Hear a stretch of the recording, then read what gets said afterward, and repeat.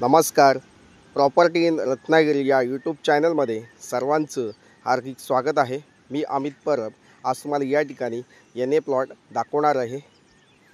तर मंडळी, आपण आता हा बघताय, हा स्टेट हायवे आहे.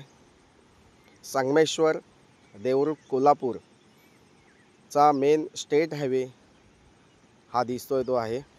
आणि या हायवेपासून टच असा प्लॉट आहे, एन प्लॉटिंग आहे. या ठिकाणी जे एन प्लॉट आहेत ते पूर्ण डिमार्केशन केलेलं आहेत. डांबरी रोडपासून आतमध्ये 22 फुटाचा रोड आपल्याला या ठिकाणी रोड फ्रंटेज प्रत्येक प्लॉटला या ठिकाणी दिसतो आहे. असे हे एन प्लॉट विकणे आहेत.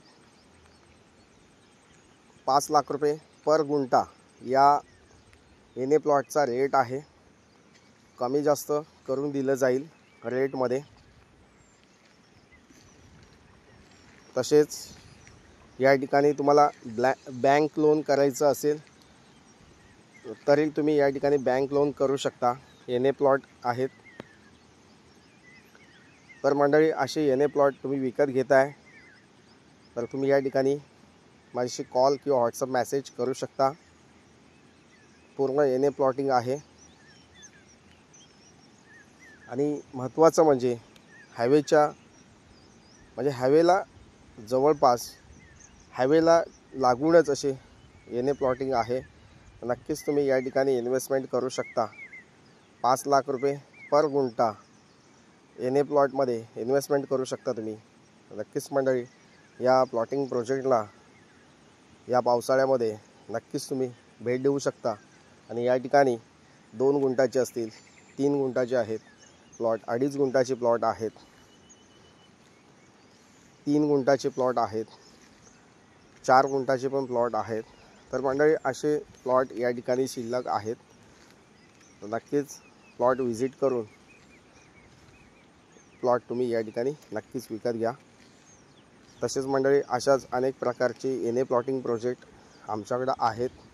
ज्या लोकांना बिनशेती प्लॉट विकत घ्यायचे आहेत ते या ठिकाणी माझ्याशी कॉल किंवा व्हॉट्सअप मेसेज करू शकतात.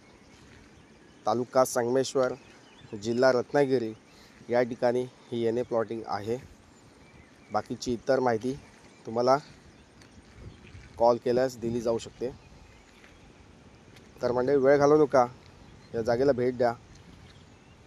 तसेच कोकणामध्ये शेतजमीन असतील, काजूबाग असेल, आंबाबाग असेल, इतर बागायत शेती केलेले प्लॉट तुम्हाला या ठिकाणी बघायला मिळू शकतात. तर मंडळी, कसा वाटला हा प्लॉटिंग प्रोजेक्ट? खूप सुंदर आहे. कलेक्टर एन पासिंग प्रोजेक्ट आहे. तर मंडळी, असेच प्लॉट आमच्याकडे अनेक शिल्लक आहेत. ते तुम्ही या ठिकाणी व्हिजिट देऊन बघू शकता. तर मंडळी, या ठिकाणी नक्कीच जास्त न वेळ घेता या ठिकाणी आपण पुन्हा भेटूया. तोपर्यंत धन्यवाद. थँक्यू.